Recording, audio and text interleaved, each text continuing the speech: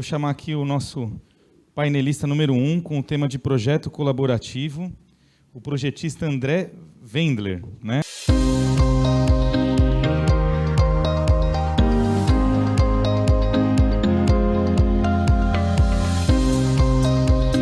O André, a gente vai vendo que vai ficando velho, né? Porque a gente fazia evento só com o seu pai. O Arnoldo, né? Certo, Luiz? Só com o pai. E aí, André, é o seguinte, a Wendler se destaca e hoje, na maioria das construtoras que a gente visita, é um nome forte, né? Tanto em projetos de alvenaria como outras estruturas também. Então, eu estou muito aí interessado em saber o que é o projeto colaborativo aí que você vai propor e tenha uma boa palestra aí. Muito obrigado.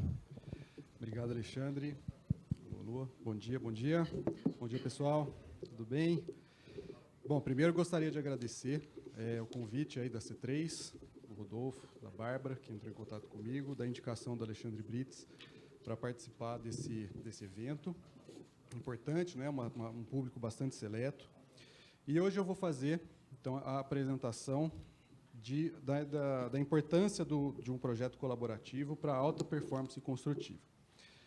E apesar de ser eu penso diariamente, né, a gente nas nossas empresas, a gente pensa diariamente em como obter essa alta performance. Eu confesso que eu nunca tinha parado para estudar com profundidade assim, esse tema, né, quais são os conceitos envolvidos.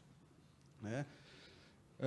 Então, para a gente pensar em alta performance, nós precisamos ter o foco estratégico muito bem definido, que eu acho que foi muito bem levantado aí pelo Davi, a eficácia e eficiência, a consistência e o desenvolvimento, e, com isso, a gente vai ter os resultados aí que superam as expectativas. Acho que a alta performance é justamente isso, a gente superar expectativas a cada projeto que a gente faz. Tá? Então, eu vou passar por esses 3 aspectos dentro de um contexto da alvenaria estrutural.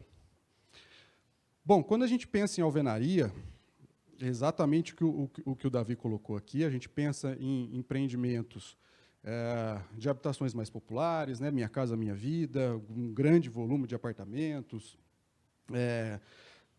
construções hoje mais altas, mas eu queria aí trazer uma provocação também, que a alvenaria ela também se encaixa com um produto mais diferenciado, né, uma fachada mais elaborada, ela se encaixa aqui também. Né? O importante é que, em comparação com outro sistema estrutural, ela tem ali suas vantagens de um custo mais baixo em relação a outro sistema, uma velocidade, a terminalidade da construção. Eu trouxe 2 exemplos aqui que são reais. Tá? Esse primeiro exemplo da esquerda é uma planta de 140 metros quadrados em alvenaria estrutural. A gente nota algumas paredes de vedação, uma sacada bastante generosa, e também notamos um volume ali, né, todos esses coloridos, né, esses pontos mais evidentes aí, eles são pontos de armação e pontos de grout. Né? Então, a expectativa é que tenha um resultado diferente dessa outra planta, que é uma planta mais enxuta, tem 30 e poucos metros quadrados, super limpa, né, pouca vedação. O importante é determinar lá no começo, né, da definição lá atrás, qual que é o nosso foco estratégico. A alvenaria ela funciona para o Minha Casa Minha Vida, funciona para um médio, mas a gente precisa da definição. Essa definição, lá no início do processo, é que nos vai balizar, né, vai balizar todas as tomadas de decisão durante o desenvolvimento do projeto. Tá?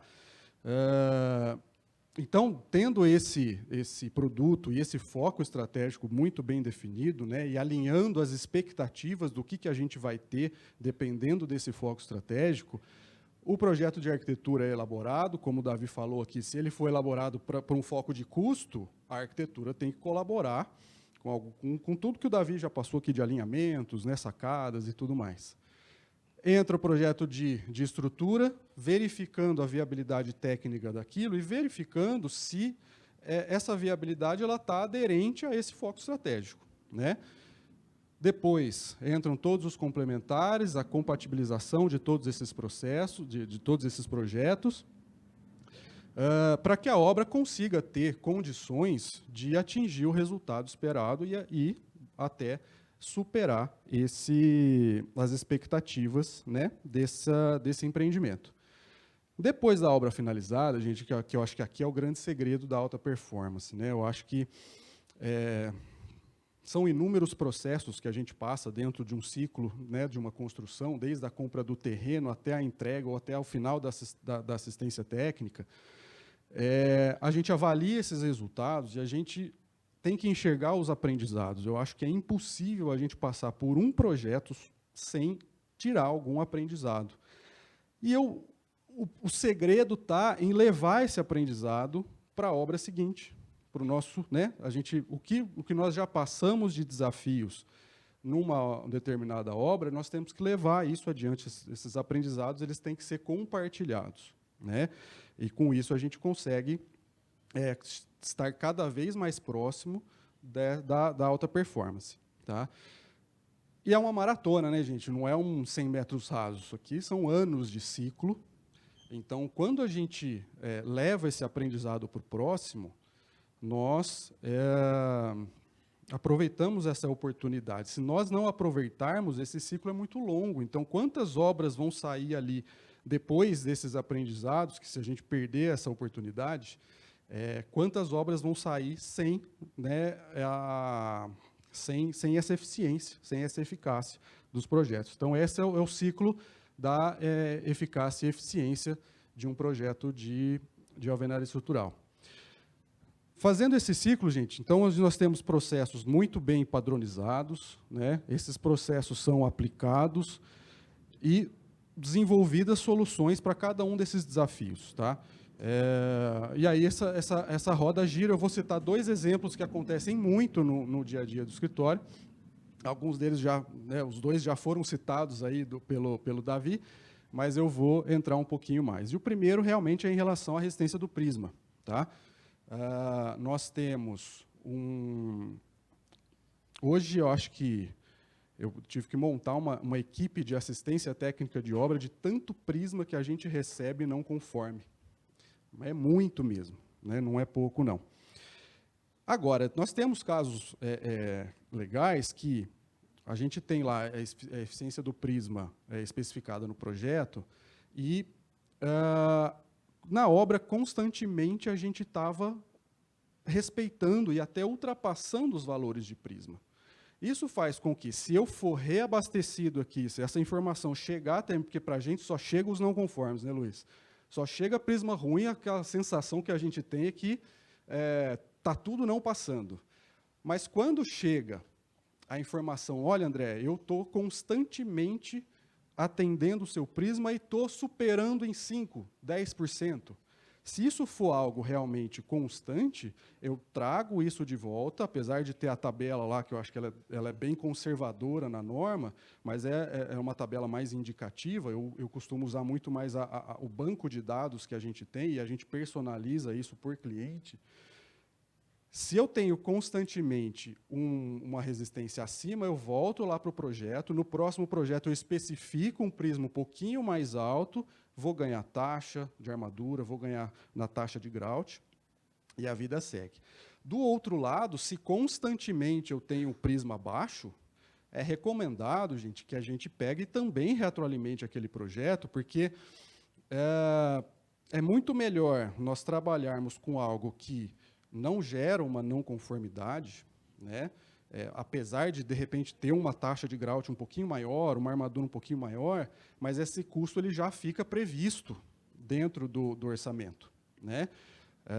Se a gente mantém a especificação toda vez lá em cima e toda vez gerando reforço, não conseguindo atingir esse prisma, esse custo de reforço ele é sempre um susto, né? Ele é sempre uma surpresa. Então, a gente abaixa a resistência do prisma especificada, mas, em paralelo, eu vou trabalhar esse prisma. Por que o meu prisma não passa? Né? Nós não podemos deixar de fazer esse desenvolvimento. Então, eu começo a girar. Então, você vê que a resistência do prisma ele gira dentro desse ciclo, dessa consistência, né? Toda vez a gente retroalimentando o seguinte. Tá? E, quando eu conseguir fazer o desenvolvimento do prisma, aí sim, voltamos lá, retroalimenta, estou constantemente atendendo, vou conseguir voltar naquela resistência especificada, e aí agora eu não tenho mais o risco de um eventual reforço que possa vir a acontecer durante a obra. Tá? E o segundo exemplo, é o que o Davi já comentou também, são sobre plantas mais esbeltas, né? A gente tem que alinhar as expectativas do que eu consigo fazer em uma planta muito esbelta, né? Então, quando o projeto, e eu entendo, tem terrenos que são super restritos, né? Super apertados, aqui em São Paulo, principalmente. Então, se eu tenho uma planta esbelta num determinado empreendimento, eu tenho que saber que pode surgir uma viga para que a gente possa estabilizar esse pórtico, eu tenho que saber que a resistência do bloco, da prisma, vai ser um pouco mais elevada, eu tenho que saber que a taxa de armadura e a taxa de grout vai ser um pouco mais elevada, né? Então, são alguns exemplos de alinhamento de expectativa. Então, eu tenho que saber para não levar susto. Não adianta eu conceber uma planta esbelta e esperar o mesmo resultado que eu tinha numa planta um pouco mais parruda, aí, um pouco mais larga, né? Então, esse ciclo, né, você vê quantos itens passam por esse ciclo. Se a gente fizer isso com a consistência que é necessária, né, a gente consegue chegar mais próximo dessa alta performance o mais rápido possível. Tá? E aí, a gente tem os resultados que vão cada vez mais superar as expectativas. Então, a gente fazendo esse ciclo em todas as nossas obras, a gente vai gerar uma série de aprendizados, os desafios que foram superados, não dá para voltar, né? E eu estava conversando com o cliente essa semana, a gente vai fazer um evento na obra para eles, lá de capacitação, e eu busquei uma palestra minha há 7 anos atrás, cara, e os temas são exatamente os mesmos. Exatamente os mesmos. Então, a gente realmente não... Se a gente usasse esse ciclo de uma forma consistente, nós conseguiríamos estar trabalhando em outros aspectos agora para cada vez mais atingir essa alta performance, né? E são muitas engrenagens, né, gente? São quantos envolvidos dentro de um projeto só, né? Vocês aí trabalham em empresas grandes que têm vários projetos de forma simultânea, são muitas engrenagens trabalhando ao mesmo tempo, e se essas engrenagens trabalharem de uma forma alinhada com o foco estratégico daquele projeto, se trabalharem todas com eficiência, com eficácia, com consistência e desenvolvimento, a alta performance vai chegar, vai ser só uma questão de tempo. Beleza? Obrigado, gente. Falando nesse ponto de controle tecnológico, que a gente vai nas obras, é uma reclamação muito forte. Se a gente for fazer uma comparação com outros sistemas, estrutura de concreto armado reticulado, a gente não ensaia a estrutura. A gente não faz prova de carga, a gente ensaia o material concreto. Nem o aço a gente ensaia. O aço a gente confia que ele é um material, né, já certificado, acreditado. Se for falar em alvenaria estrutural, além dos materiais, a gente tem o prisma, né? Por que tem essa preocupação em alvenaria estrutural e em outras estruturas, por exemplo, parede de concreto, a gente também não ensaia uma paredinha de concreto, um pilarzinho com aço? Na alvenaria estrutural, além dos materiais, fazendo uma analogia com o concreto, se ensaiasse o bloco, a argamassa e o grout, seria o que ensaia na estrutura reticulada. A gente ensaia o prisma, tem uma dificuldade de amostragem, uma amostragem grande, estatisticamente bem mais rigorosa do que as outras normas. Existem coeficientes de desvio padrão, que muitas vezes todos os resultados dando acima do seu FPK, traz para baixo por causa do desvio padrão. É difícil o berçário, adorei a palavra berçário na palestra, e o transporte. Além disso, o pedreiro hoje, se ele é bom na produtividade, ele vai na produção. É o pior pedreiro que vai fazer o prisma, porque se ele fosse bom, ele estava... O Davi não ia deixar ele fazer prisma. Eu queria fazer essa provocação, eu sei que é uma discussão de norma, mas eu queria ouvir mesmo a opinião de vocês, por favor. E aí o pessoal já pode começar a levantar a mão depois também. Alô, alô? Bom, Alexandre, acho que é muito relevante esse tema, mas eu vejo da seguinte forma. Quando a gente fala tanto no concreto armado quanto na parede, todos os caminhões são ensaiados. E dentro daquele caminhão, se considera que o material é homogêneo. Então, praticamente, ele tem uma amostra de 100% do material que está sendo aplicado, né, dentro da estrutura. E o prisma, eu acho que é o contrário. Né? Quantos blocos são assentados e a gente separa 12 para montar 6 prismas. Né? Então, a gente tem uma amostra extremamente reduzida, né? Sem contar, por exemplo, o lote de argamassa. Né? Você imaginou se cada virada do silo lá vira um lote de prisma? Né? Então, a gente trabalha em uma quantidade de amostras bem reduzida e além de toda a delicadeza, né, dos prismas.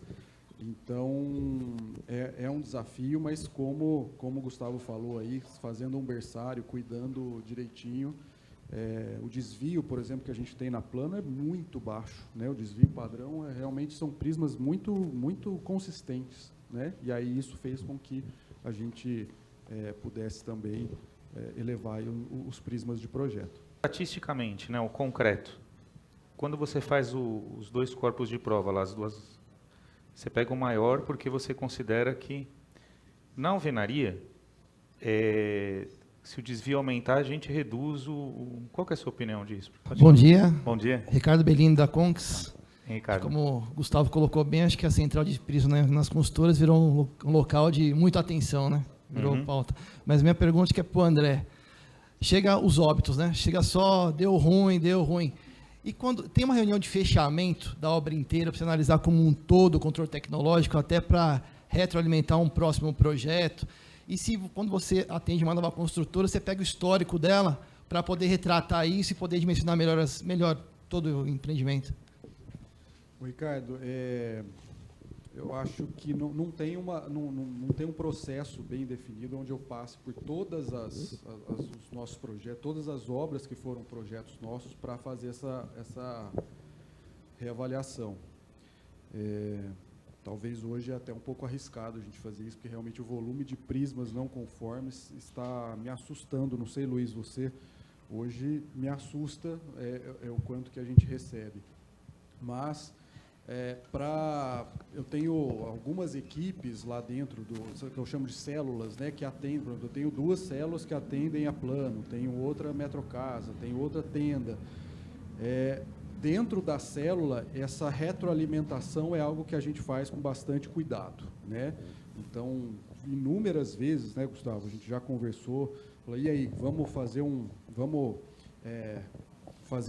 uma reavaliação de todos os prismas do último ano, vamos dar uma olhada em todas as resistências de bloco, vamos ver se dá para ajustar, seja para mais, seja para menos, né? Então, isso é um trabalho que a gente faz com os clientes que acabam tendo uma maior... a gente atua mais dentro das obras, né? Muitas vezes a gente acaba não sabendo, né, quando que acaba a obra, qual que é o momento, mas eu acho que é importante, né, o que eu procurei passar é que todos nós, a gente precisa trabalhar a eficiência. Então, nós temos que nos acionar, nós temos que conversar. Então, nós estamos sempre abertos a falar, olha, André, acabei aqui minha obra, acabou, meu último prisma saiu, vamos dar uma olhada? Vamos dar uma olhada para que na próxima obra a gente possa fazer isso de uma forma mais eficiente. Bom dia a todos, Alberto da Dor e Associados. Parabéns pelas palestras, primeiramente. E eu tenho uma dúvida aqui com relação à produtividade, norma de desempenho, né? E participei de alguns projetos de alvenaria estrutural. E o projeto, me deparei com 2 situações interessantes com um projetista de acústica, tá? Já que a gente fala bastante de sistemas hoje, né? Revestimentos, mais bloco estrutural, etc. Em um mesmo pavimento, uma delas é o seguinte, em um mesmo pavimento ele indicava necessidades de paredes diferentes, da mesma espessura de 14, com densidades diferenciadas. Então, essa parede vocês vão construir com densidade X, essa outra vocês vão fazer também com 14 com densidade Y. Tá? E uma outra situação que me deparei também durante as fases de projeto era a colocação do fornecedor. O fornecedor da Outerplane vai executar essa parede, que vai ser uma parede mais acústica, essa outra você pega da Glacier, né? E assim vai. Gostaria de saber como que fica, se isso daí vai para a obra desse jeito mesmo, porque durante o projeto todo mundo aceitou, até os projetistas de alvenaria estrutural. Agora, se isso é real, vai e é respeitado mesmo, ou não. Chega na obra e o pessoal barra, chama o pessoal de projeto ali e manda mudar tudo.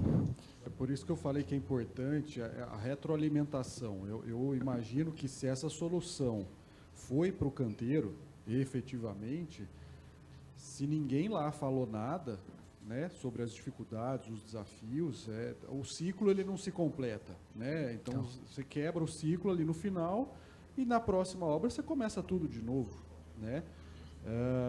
Então eu concordo com o Gustavo, acho que é muito difícil você gerenciar essa logística dentro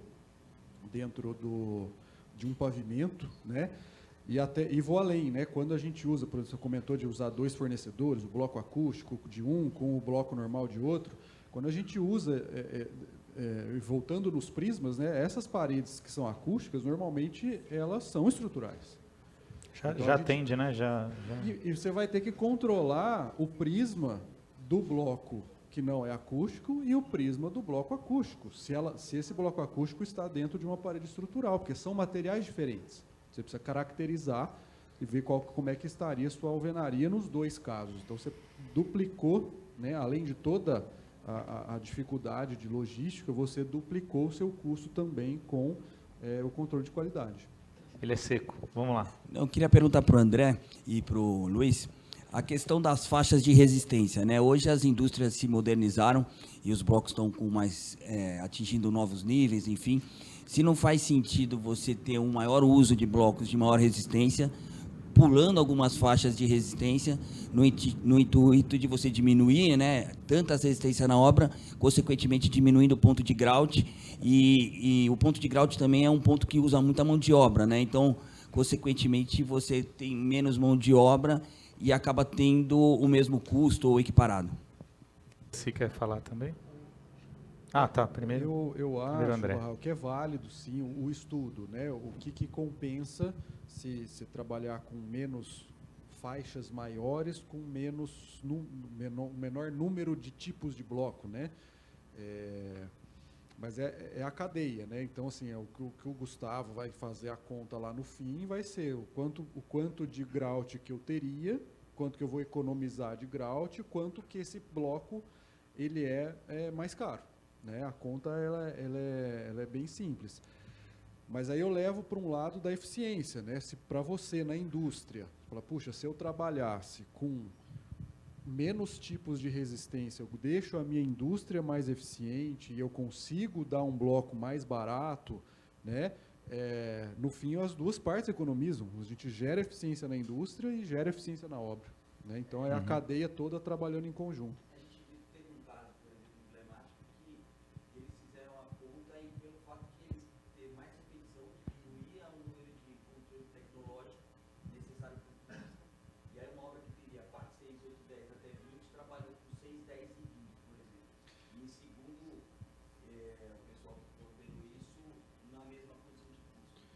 Então, acho que varia caso a caso. Essa questão do controle de qualidade, eu não sou muito fã de pular pavimentos de controle de qualidade. Eu acho que, como o Gustavo colocou aqui, o controle de qualidade ele é o que a gente está vendo ali, são os olhos da empresa. Né? Então, de um pavimento para o outro, mesmo você tendo o mesmo bloco, mesma resistência, mas já o grout já é outro, a argamassa já é numa outra data, né? Então, eu não sou muito adepto de usar os parâmetros de norma lá, de controle otimizado. Eu acho que tem que controlar a cada pavimento. Mas eu acho que o segredo é esse, é avaliar a sua eficiência em termos de indústria, o que você consegue ganhar lá para poder incentivar o Gustavo a economizar aquele grout que ele vai suprimir ali, se ele usar um bloco de maior resistência. Beleza. Aproveita, já fica.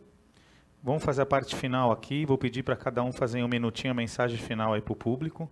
Começando por você, Davi, do evento de hoje. André?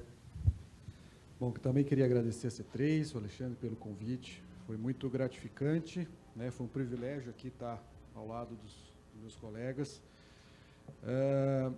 E eu gosto sempre para a minha equipe eu falo muito, né? Apesar de eu ter falado que a alvenaria serve para médio padrão, é possível fazer coisas diferenciadas, realmente o volume grande é no Minha Casa Minha Vida, né? E é muito gratificante para mim trabalhar com esse público, né, com esse comprador final. Acho que tem uma questão social envolvida que a alvenaria possibilitou tantas pessoas de terem os seus apartamentos, as suas casas, né? Então é muito bacana. E quantos itens nós falamos aqui, né, gente, que dependem daquele ciclo da consistência de padronizar, avaliar, melhorar, né? Então, assim, são milhares de itens aqui. A gente falou muito de grua, de elevador, de prisma, mas acho que cada item da nossa construção passa por aquele ciclo que tem que estar em constante desenvolvimento, e para que ele esteja em constante desenvolvimento, os aprendizados passados eles já viram processo novo, e daí segue para novos desafios, né? Eu acho que é isso que é importante. Queria agradecer, muito obrigado. Obrigado.